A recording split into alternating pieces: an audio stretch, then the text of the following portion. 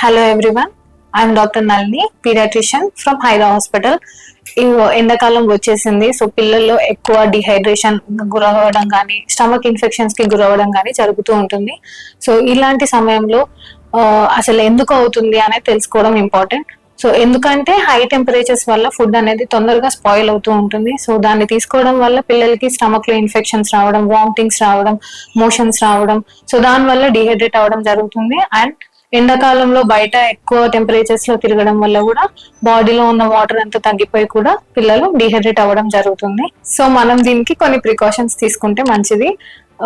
Maximum పిల్లల్ని బయటికి పంపించకుండా ఉండడం బెటర్.